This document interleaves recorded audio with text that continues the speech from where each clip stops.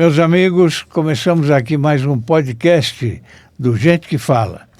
Nós estamos no ar pela AltV, Facebook, Instagram, TV aberta, Com Brasil TV. Com Brasil, canal 239 da Vivo, que vai para o Brasil inteiro. E eu peço que vocês entrem no YouTube e se inscrevam e ativem aquele sininho que aparece por lá. Eu recebo hoje uma figura que eu admiro muito, que é o sempre senador ou sempre deputado federal, Roberto Freire. Como vai, Roberto? Obrigado pela presença. Eu que agradeço me fazer aqui voltar a São Paulo e conviver com você. Você é uma figura que sempre prestigiou o nosso programa. O Gente que Fala existe há 24 anos.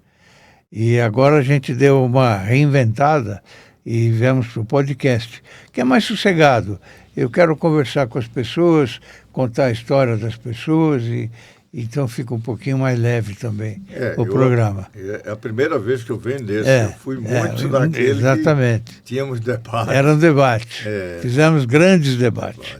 Grandes debates. E uma das coisas que eu guardo é que eu, como sempre fui muito afirmativo e polêmico, eu me lembro de algumas dessas polêmicas que tive no seu programa. Então, e a polêmica da audiência, né, também. Mas polêmica no sentido de debater ideias, não era de briga, não. Porque briga tinha até um programa aqui, mas é antiga. Nós estamos numa idade que temos muito de história. Não sei quanta história daqui para frente. Mas para trás a gente tem muito. Eu me lembro de um programa que tinha aqui em São Paulo, Ferreira Neto. Ferreira Neto. Era um programa de debate Sim. Em plena ditadura. À noite. Mas ele fazia e ele era... Na Record. Era uma discussão porque ele trazia gente para realmente a altercação no auditório. Isso. Ele tinha uma grande audiência. Era um programa... E ele foi candidato depois a senador, né? Quase conseguiu. Quase conseguiu. Era uma figura interessante. Ele chamava de um lado do outro, e isso em plena ditadura. Era interessantíssimo o programa, porque era uma válvula de escape naquela... Sim. E ele pegava um telefone, falava com não sei quem, não era ninguém, ele inventava. Mas uma discussão com quem estava do outro lado da linha e tal. Mas tinha de vez em quando gente também telefonando e se metendo na... Isso. Bons tempos. O Roberto Freire, ele é advogado de formação, foi senador, deputado estadual, federal por São Paulo, atuou como ministro da Cultura do Brasil. Olha, eu fui por Pernambuco mais deputado também do que São Paulo. Sim. São Quantas Paulo, vezes em Pernambuco? 6 vezes deputado federal, 1 vez deputado estadual. É uma vida, não? Foi. É uma vida. E eu nunca imaginei que ia ter essa vida, né?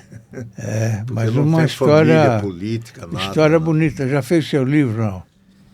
Eu tenho um livro, mas tem um outro que está para sair. Quem está escrevendo é até o jornalista Carlos Marques, mas esse muito vinculado Carlos Marques? Carlos Marques, jornalista, muito amigo meu. Sim. Somos militantes do mesmo partido. Sim, o Carlos Marques escreve para o nosso portal. Até ontem eu encontrei com ele aqui em São Paulo.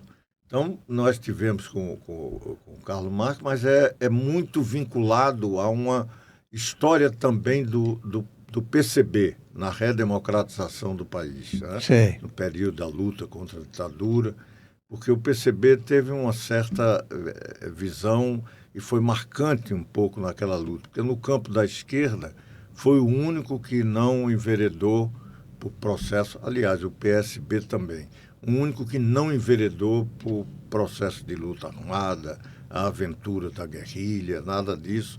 Ao contrário, fixamos-nos na luta democrática.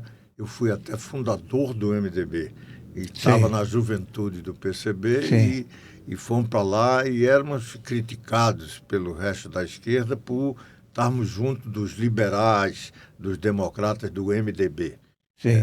Então, acho que foi muito importante esse tipo de luta. E o livro é um pouco isso, retratando essa posição, esse processo de luta do PCB. E aí, no fundo, é um pouco, muito biografia quase minha. E o seu nome é muito forte, porque de repente veio para São Paulo e se elege aqui em São Paulo. Mas aí eu tenho que falar num grande paulista, grande brasileiro, grande amigo meu. Eu até estava tentando ver se me encontrava com ele, Zé Serra. José Serra. Foi amigo meu desde... Sim. Estivemos no Chile, ele exilado. Sim. E quando ele governador, eu, sem mandato, tinha deixado de ser candidato por conta de que o partido resolveu não lançar candidato a presidente numa eleição que era voto vinculado de presidente e governadores. Isso gerou muito receio em candidaturas dos estados. Eu deixei de ser e aí fiquei sem mandato. Aí foi quando eu vim para São Paulo trabalhar aqui e Serra era governador. Então ele foi fundamental para me articular em São Paulo. Um bom governador, foi um bom ministro da Saúde também, né? E pena que não chegou à presidência, porque seria um grande presidente e o Brasil não estaria nessa situação, que é incrível. Sim. Na época, me lembro bem disso, porque acompanhei, o Brasil, próximo da virada de século, o Brasil tinha um PIB muitas vezes maior do que o da China, do que o da Índia, do que vários países chamados em desenvolvimento. Essa terminologia. Pois bem, em pleno século XXI, o Brasil perdeu essa posição, a China superou e por muito o PIB brasileiro, a Índia superou, a Coreia do Sul já havia superado anteriormente, daqui a pouco é capaz do Vietnã até superar, e veio de uma guerra. Então a gente precisa entender por que é que o Brasil, no século XXI, é um país que não cresce. Cresce, não, tudo bem, mas cresce como um crocodilo. Muito devagar. Devagar, né? Não era nem crocodilo que eu queria dizer, né? Era um cágado mesmo. Sim, sim. E por que isso? Se nós, no século XX, tivemos momentos de crescimentos importantes da economia, e isso é que faz com que as pessoas não precisem ter Bolsa Família, programas de Vale Gás e viver de assistencialismo, pé de meia para ir para a escola. Não, isso evidentemente é de um país que fica flertando, entra no mapa da fome, sai do mapa da fome, tem problemas de insuficiência alimentar em vários lares brasileiros, isso em pleno século XXI. Então, isso, evidentemente, demonstra que nós erramos em algum momento. A gente podia e erramos muito, não frente. É pouco, não. Erramos muito. Eu ontem estava vendo um programa falando sobre a Argentina. A Argentina tinha um PIB, uma renda per capita de um país dos mais desenvolvidos do mundo. A partir de um certo momento, começou com uma ideia, do ponto de vista econômico, de se fechar, de ficar seletivo nas suas relações comerciais, garantindo o mercado interno, substituição de importações. Então, toda uma teoria econômica que nos levou a Argentina, nós mais próximos daqui, porque tivemos um desenvolvimento bem maior do que a Argentina ser uma sociedade em crise permanente e perdeu todo aquele seu potencial, seu crescimento importante. E nós estamos vivendo isso e precisamos enfrentar. O Brasil precisa sair dessa letargia do crescimento medíocre, porque nós não vamos resolver os nossos problemas básicos se não tivermos crescimento econômico, se não abrirmos a economia, se não entendermos que a economia não é mais a da economia do século XX, não é mais o capitalismo industrial. Nós somos uma sociedade no mundo, uma sociedade digital, com o novo mundo do trabalho, novo mundo do capital, novo mundo da inteligência. Então, o quê? E nós vamos continuar nesse rame-rame que nós estamos aí? Então, esse é um dos grandes desafios que nós temos. E isso tudo para falar, se tivéssemos um Serra presidente, eu acho que a gente não estaria precisando falar disso. Até porque ele seria escreveu, outra conversa, claro, né? Até porque ele escreveu agora, inclusive, um ótimo artigo, saiu no Estadão, sobre pejotização. Sim. que está para ser julgado. E ele mostrando exatamente isso. Olha, isso não está acontecendo porque quer precarizar trabalho. Não é isso. É porque as relações de trabalho são outras. Por favor, isso é um pouco para o campo da esquerda. Não sejam ludistas. Não quebrem as máquinas que não têm, mas não queiram impedir o avanço digital. É pelo menos isso. Não sejam esses novos e modernos ludistas que não quebram máquina, mas impedem o livre desenvolvimento daquilo que é essa perspectiva do mundo digital que nós estamos vivendo já há algum tempo. Aliás, você até disse um pouco antes de nós chegarmos, o futuro já chegou. O futuro já chegou. Freire, você nasceu em Pernambuco. Pernambuco, Ilha do Retiro. Na Ilha do Retiro. Onde tem o campo do esporte. Na época que eu nasci, era uma ilha, e o Recife, como era um grande pântano no começo, com algumas ilhas, tinha várias pequenas ilhas que desapareceram. Uma delas foi a Ilha do Retiro, mas o nome continua. Eu nasci, vivi lá e saí de lá só quando me casei.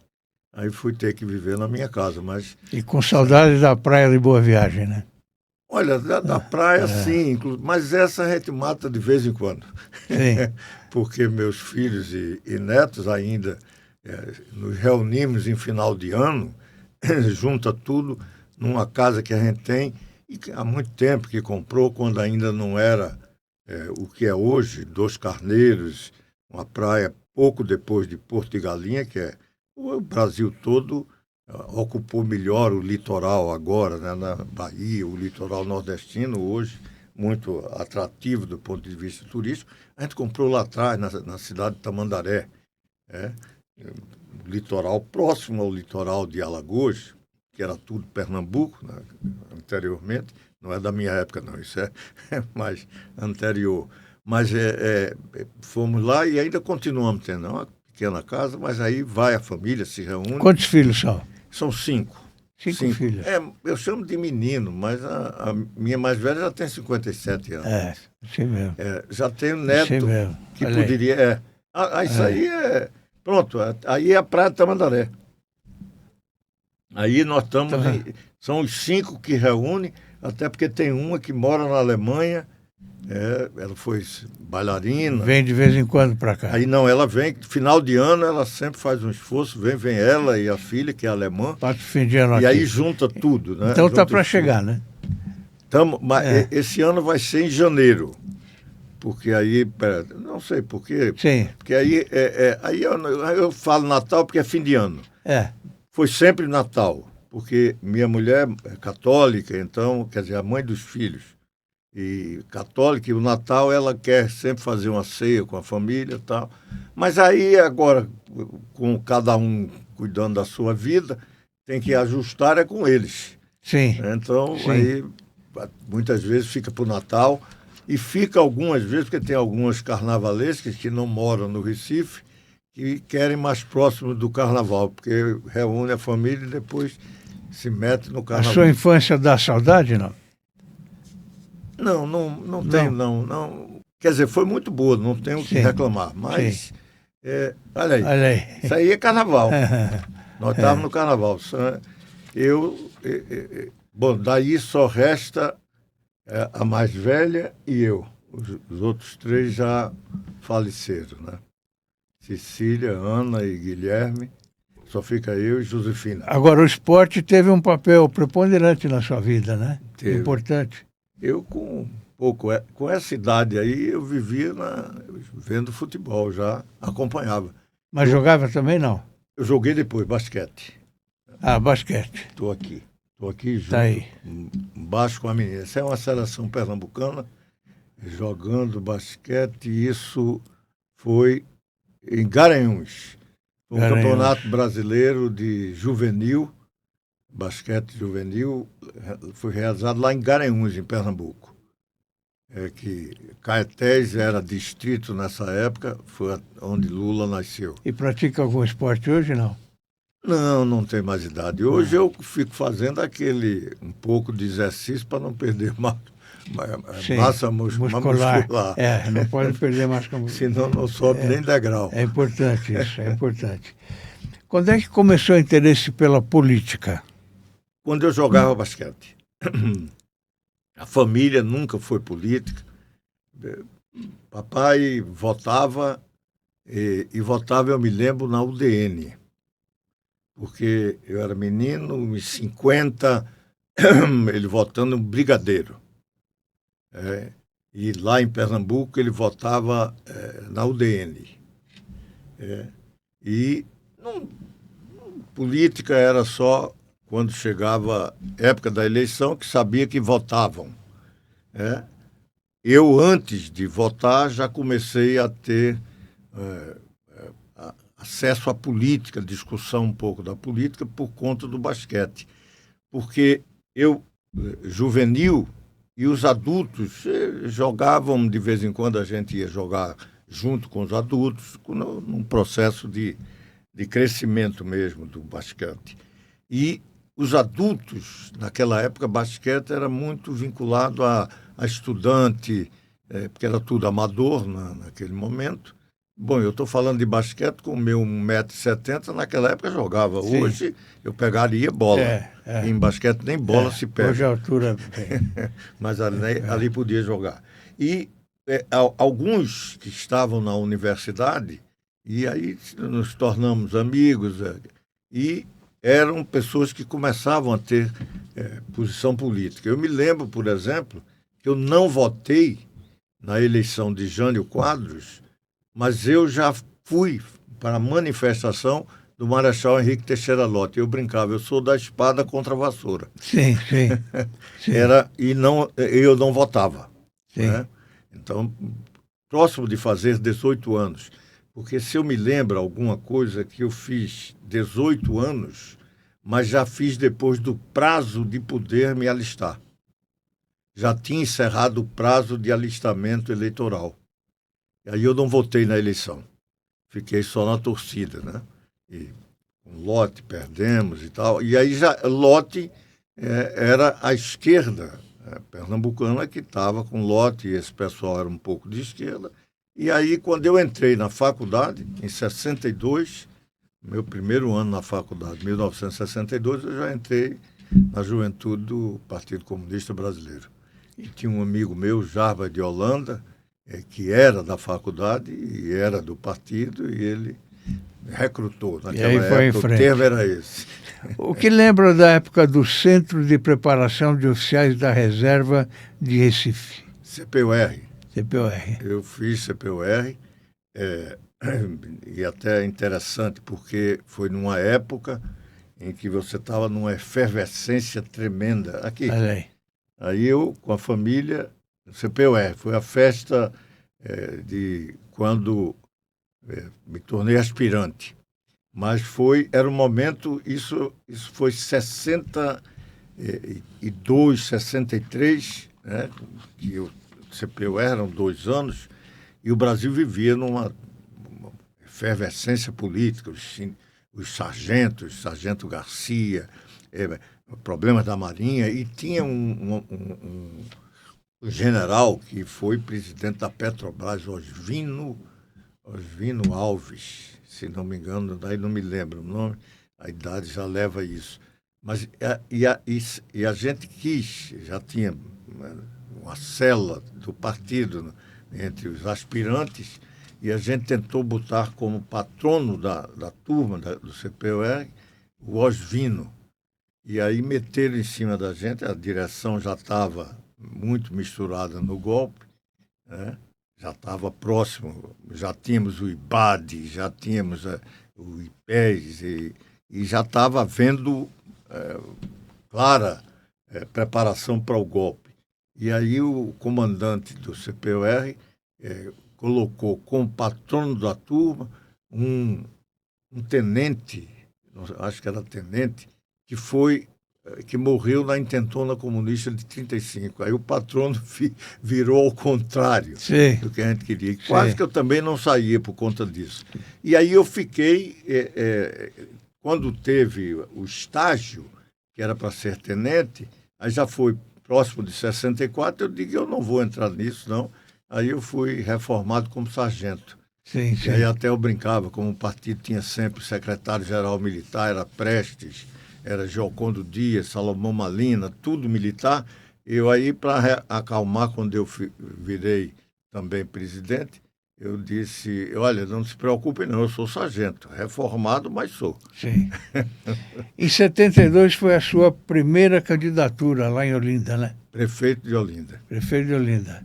E eu entrei na política por conta disso. Marcos Freire não é meu irmão, conheci, Coincidência de nome? Coincidência, porque lá a família Freire veio para o Brasil e por vários ramos. Sim. São todos portugueses. Sim. É da Península Ibérica, Sim. como Gilberto Freire diz, que ele quer dizer que o Freire dele era com Y. Marco Freire era parente dele. Sim. Eu não. O meu veio direto, veio montar padaria, tanto do pai por parte de pai e parte de mãe também, tudo português.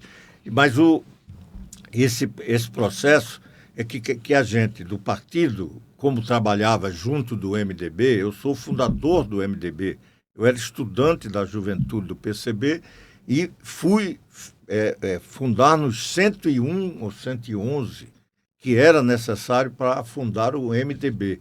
E a gente até brincava, o MDB é o partido do sim. A Arena era sim, senhor. Exatamente. Com toda a reverência. Exatamente. Só que o trabalho nosso foi para transformar o MDB do sim no partido do não. E a gente conseguiu. Sim. O que a ditadura criou apenas para compor, a gente começou a se opor.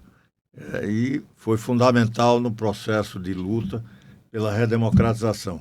Mas aí, nessa época, Marcos Freire tinha sido eleito prefeito, e aí veio o ato 5, caçaram o vice-prefeito que foi eleito, e ele aí não assumiu.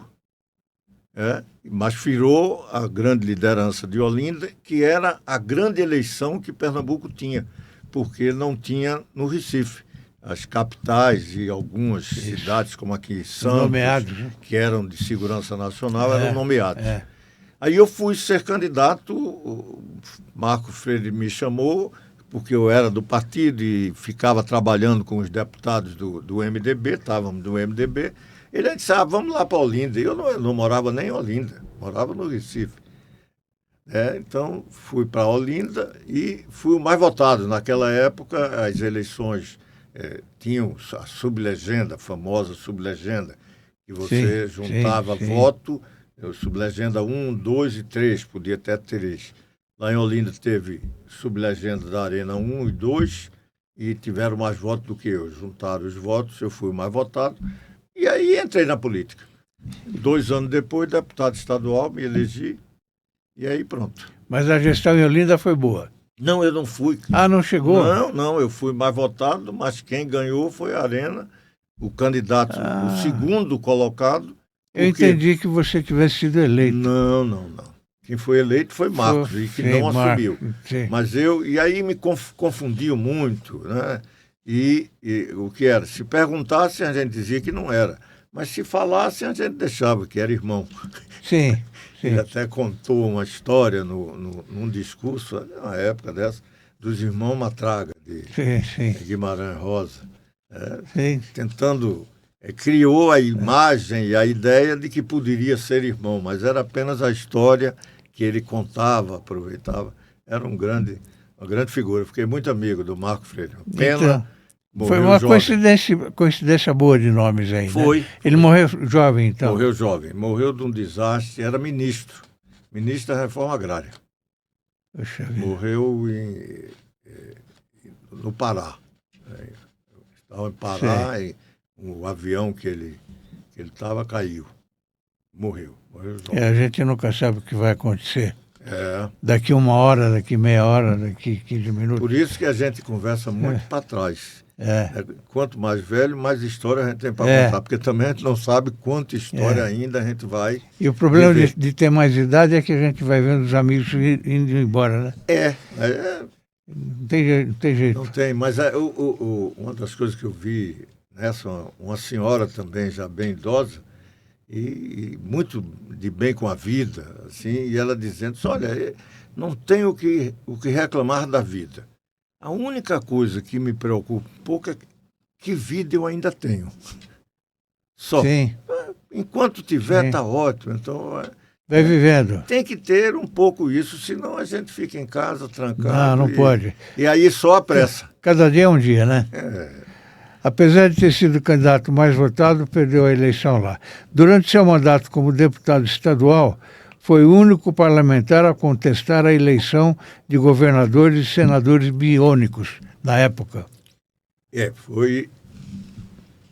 Isso daí não foi o único. Eu fui porque era líder. Foi a bancada toda. Sim. Nós resolvemos que não iríamos e eu, como o líder, eu digo, não, eu vou avisar que estamos saindo em protesto e tal. Não sabia nem se deixariam eu falar.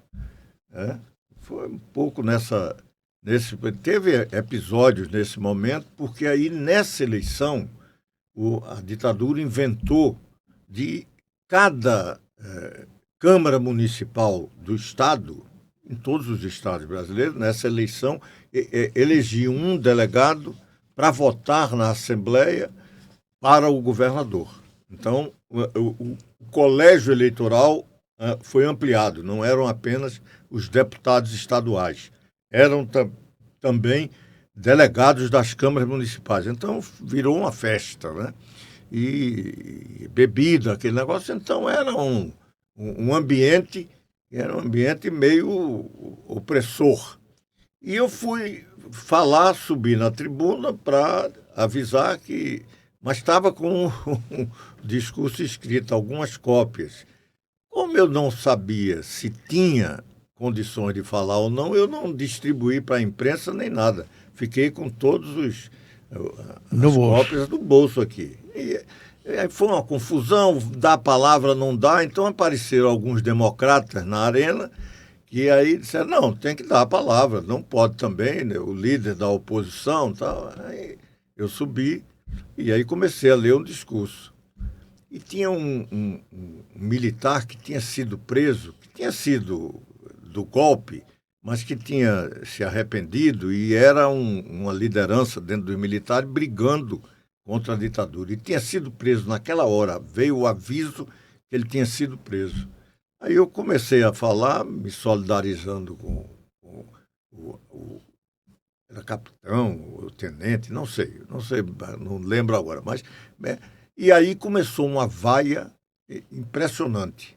Um plenário lotado, aí vaiando. Eu falava, porque aí eu comecei a falar. Né? Peguei o discurso e comecei a ler. Tá? Eu falava e não ouvia direito, porque... Era muito barulho. Era barulho. Não, quer dizer, eu sabia que estava falando, mas não vinha repercussão. O que vinha era vaia. Mas aí chegou uma rádio e botou, naquela época, aqueles tijolinhos, né, para gravar, e tinha alguns que eram ligados diretamente. Então, foi ligado lá para as rádios. Então, várias rádios começaram a transmitir. A rádio via bem. A vaia era uma música, né, um som acompanhando o discurso, mas ouviam bem. Então, encheu a Assembleia do lado de fora. Estava dentro a vaia e do lado de fora vindo gente em função do meu discurso. Sim. Eu estou falando com o discurso e aparece um vereador, um desses vereadores, sobe em cima de uma mesa e da tribuna e tira meu discurso. Sim. Arranca o discurso e pisa e fica pisando. Isso tem foto. Que cena grotesca, hein? Mas bem desses, radicais. E foi um certo clima que se gerou. Eu aí, calmamente, botei a mão no bolso, porque tinha outra cópia. Peguei outra cópia, botei a boca e continuei. Agora vai. Aí é que foi o... Né? Então, vai. Nesse negócio, aí saiu, isso foi Jornal Nacional, e falam muito isso, mas houve protesto em outras assembleias, só que não teve esse impacto, esse tipo de porque eu saí e queriam que eu saísse por trás e não sei mais o quê, aí estava Nilo Coelho, que era o governador, e veio por conta do clima que foi criado pela rádio, aquela coisa toda. Eu digo, não, eu vou sair, é por onde eu entrei. Aquela coisa de nordestino meio metido a cavalo do cão. Ele diz, se eu sair por lugar escondido, eu estou acabado, né? Menino meio atrevido, não, vou sair por aqui. Aí saí, abriram, fizeram... E tinha uns que vinham, mesmo da arena, não, estou aqui armado. Tinha alguns doidos desses lá. Era Drayton Nejamin, deputado lá de Caruaru. Então, era uma figura meia valentona, essas coisas todas. Então, mas e aí deu notícia nacional esse episódio. E o governador biônico era Marco Maciel. Marco Maciel. Marco Maciel. E o senador Aderbal Jurema, senador biônico, que também entrou nessa pantomima, como eu estava chamando, né? Isso é uma pantomima com ares de coisa séria. Eu abri o discurso dizendo isso. Aí, a vaia, tal, tudo. Foi marcante. E isso me deu chances de eu ter uma grande votação para deputado federal, porque aí eu me elegi em 78 como deputado federal. Na Assembleia houve grandes embates lá pela redemocratização na Assembleia, né? Em Pernambuco. Houve, mas olha, uma coisa eu me lembro que uma coisa que eu sempre tive era que junto do sistemática oposição, radical oposição, e fazíamos, ao mesmo tempo eu exerci um mandato muito preocupado com questões importantes. Por exemplo, eu era líder da oposição, mas eu fui responsável por destravar dois processos que estavam engatinhando em Pernambuco e foi muito importante para o Estado.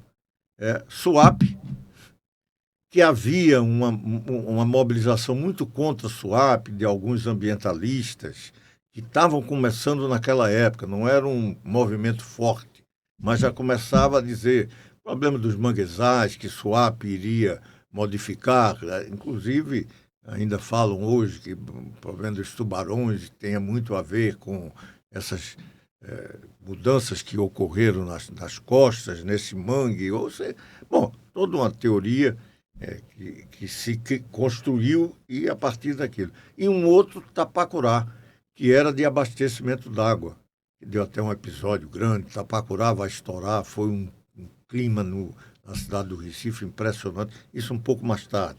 Mas foram dois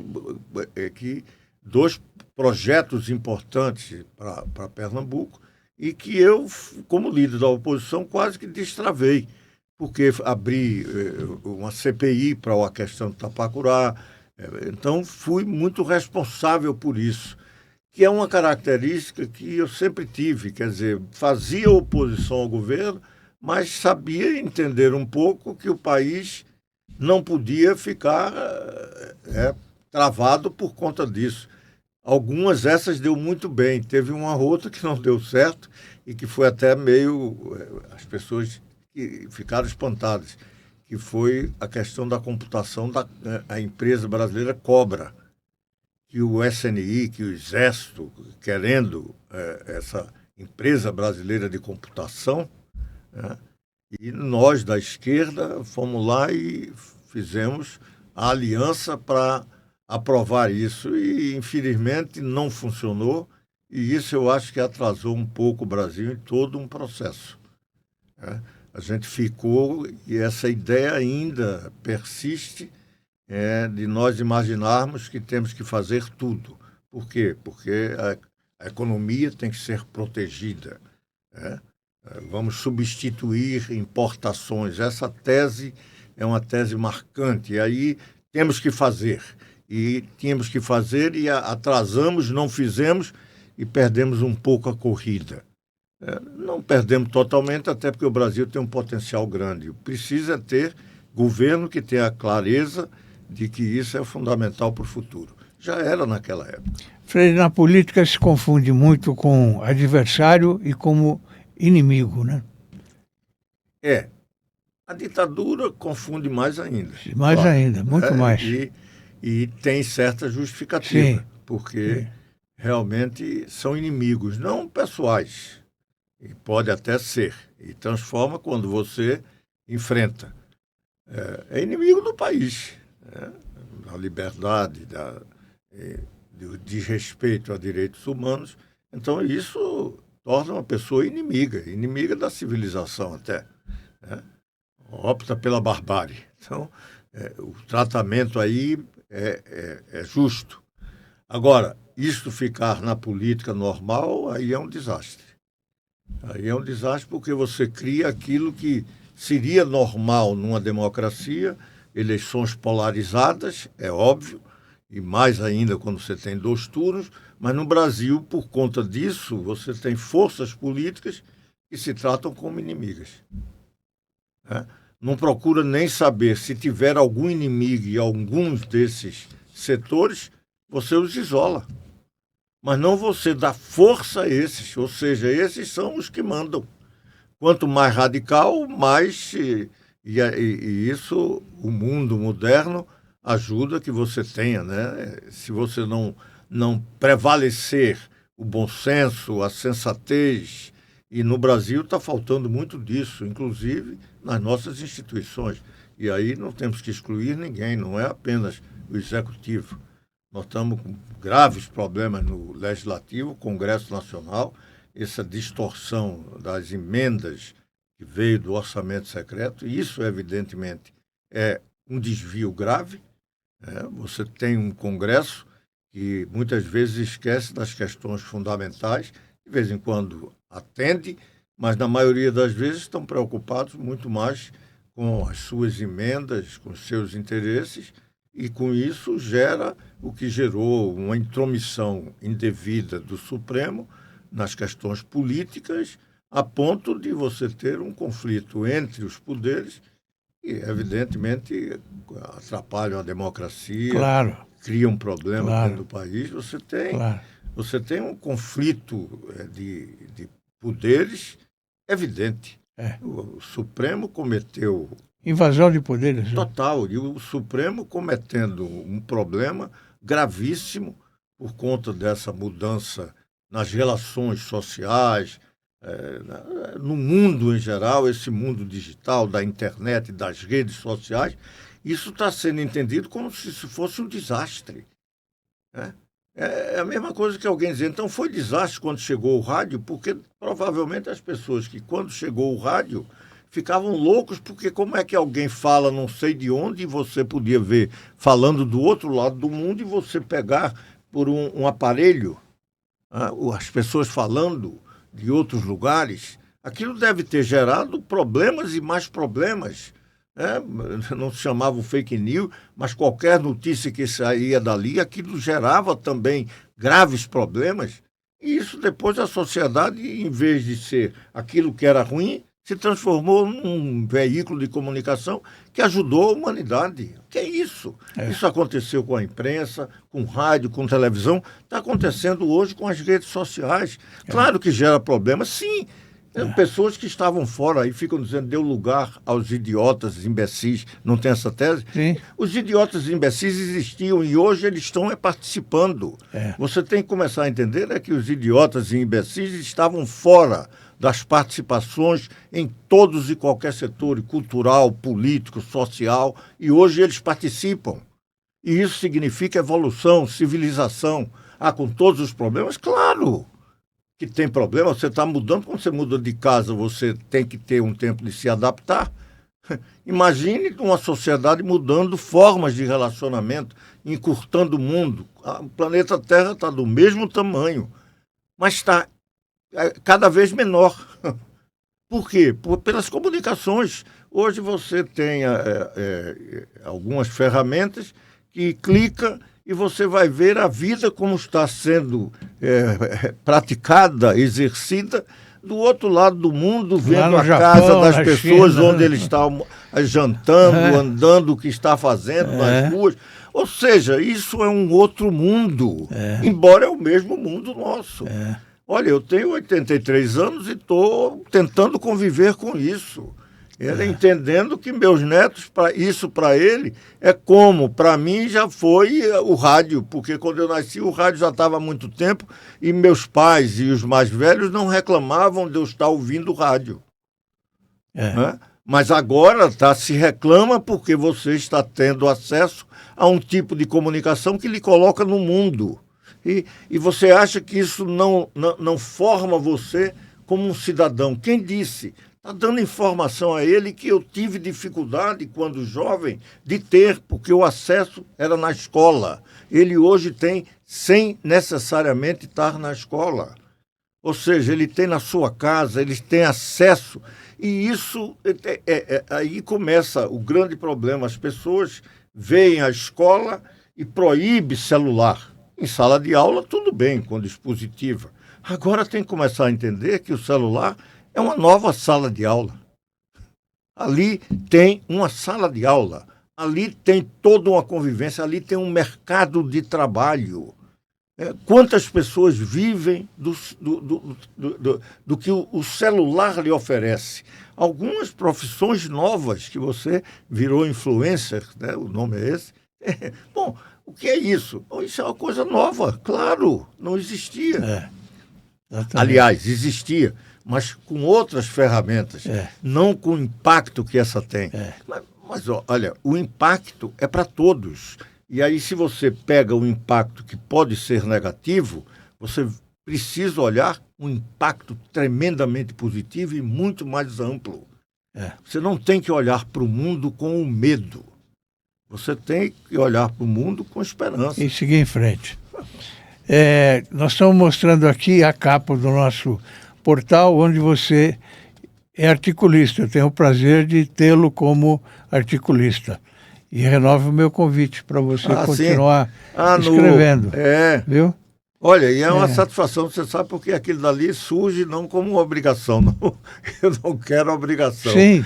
Mas surge... Mas quando tiver assunto bom... Ótimo. Não, e olha, recebendo isso de você, eu agora vou me preocupar um pouco mais. Olha, de vez em quando eu acho que é interessante. Não esqueça do portal.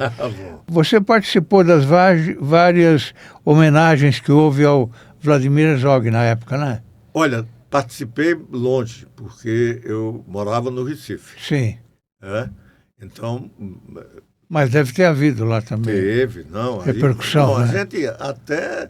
Isso desde sempre, né? E teve em alguns lugares que o Recife, Pernambuco... Olha, aí eu estou... Audálio Dantas? Audálio Dantas, Franco Montoro, Lu, que era também do Sindicato de Jornalistas, e Goldman. Roberto Goldman. E Herzog está lá em cima. Lá. Esse foi uma manifestação que eu estava aqui em São Paulo. Eu trabalhei na TV Cultura. E aí eu já era deputado, né? Já era deputado. O Herzog foi funcionário meu na TV Cultura. Eu era editor-chefe do Departamento de Jornalismo e ele era editor de jornal do Meio Dia.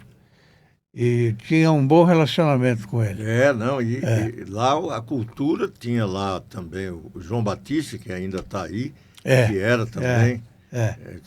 O João Batista. Ele fazia, tem alguns... Ficaram vários amigos da época. O partido aí era muito forte. Aí tínhamos 4 representantes do partido e a fotografia de um quinto.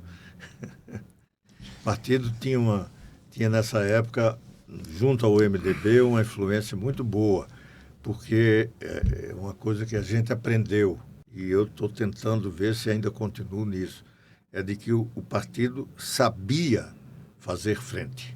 Sim. Falava de frente ampla, era frente ampla, e sabia trabalhar para isso. Falava de frente democrática, sabia o que era frente democrática e fazia. Nós fomos um partido muito importante na articulação política do MDB, que era uma grande frente democrática. Sim. Isso nos caracterizou sempre a nossa atuação. Na época era MDB e Arena, né? Mas o PCB dentro do MDB.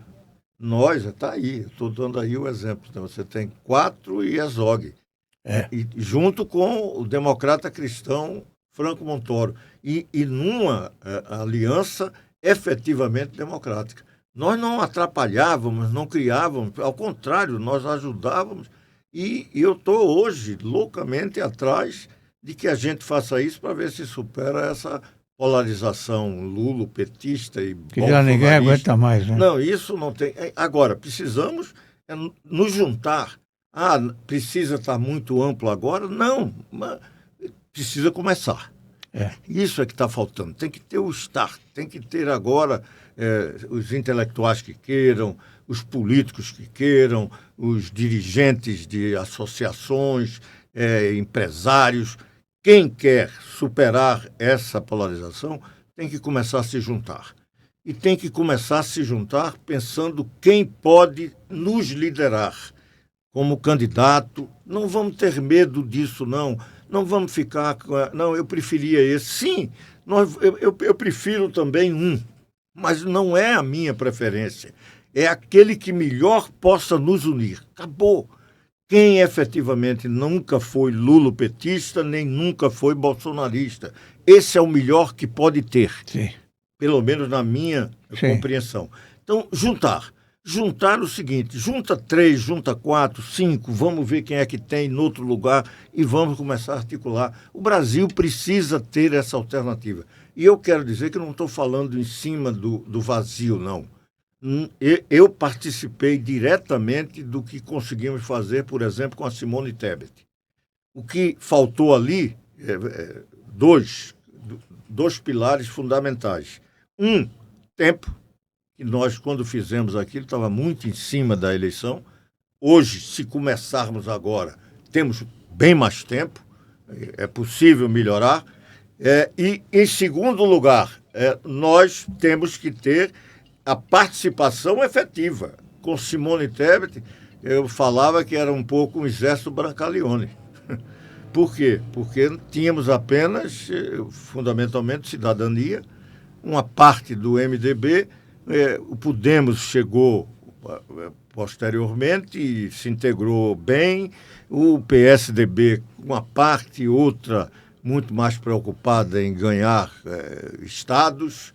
Então foi um exército Brancaleone, mas foi uma excelente campanha. Ela é uma excelente líder, realmente bem formada, democrata. Infelizmente, fez uma opção, infelizmente para mim, para ela é evidente que não. Sim. Fez uma opção de estar com o governo Lula, mas continua merecendo o meu respeito, sem nenhuma dúvida, pela visão que ela tem, que é uma visão democrática e uma visão bem avançada. Inclusive, se ela, como ministra, ela tem esse projeto já estaria em curso se ela tivesse sido eleita.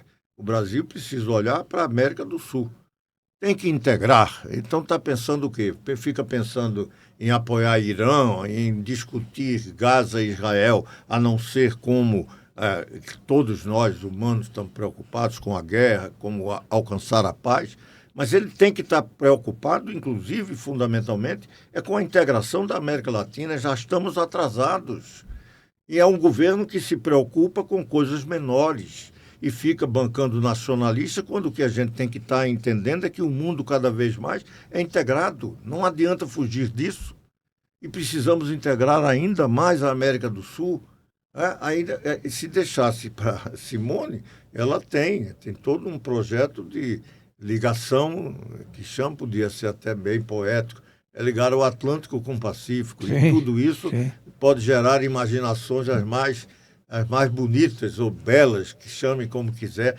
Isso que tinha um presidente para pensar nisso e não pensar nas coisas menores, pensar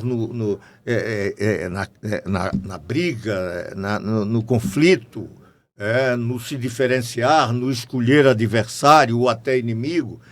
O Brasil não vai para frente desse jeito, ao contrário, nós vamos em passo de cágado. E o mundo cada vez mais nos dando lição de como. Eu não vou resolver o nosso problema da pobreza, da miséria, da fome, se esse país não crescer do ponto de vista econômico, social, da educação, ampliando o SUS. Não, isso não é coisa que um presidente tenha como um projeto. Nós não temos projeto, infelizmente. É isso aí. Quais são as lembranças que você tem da luta pela lei da anistia? A passada, não 8 de janeiro. Não, essa é até muito complicada. Não sei se existe clima político para a anistia. A outra tinha clima político. Tinha clima. De quê? A oposição, eu me lembro, do Comitê de Anistia das Mulheres, aquilo foi uma luta de longos anos. E era uma luta contra uma ditadura, contra torturadores, contra repressores, contra brasileiros exilados, onde não havia liberdade. Não se tentou, e houve aqueles que tentaram, não adianta fugir disso, de implantar ditadura futuro, acabando com a ditadura que existente. Mas a política é que preside a anistia. Anistia, né, diferentemente do que tentam falar, não é um problema jurídico. Não é um problema de saber se é constitucional ou inconstitucional. Isto é um grave equívoco. Anistia é esquecimento. É apagar o que aconteceu. E para isso precisa ter um ambiente político em que isso se afirme. A anistia que nós participamos, ela não surge ainda desse movimento, embora esse movimento existisse. As mulheres criaram isso, era a esposa até de um general, eu me esqueci o nome agora, que é uma grande mulher que deve ser sempre lembrada, mas não adianta. Com 83 anos essas coisas acontecem. Não tem esse problema também. Mas dizem, sabe, bom para nós, é de que o nosso cérebro, a consciência, começa a se preocupar com as coisas mais importantes.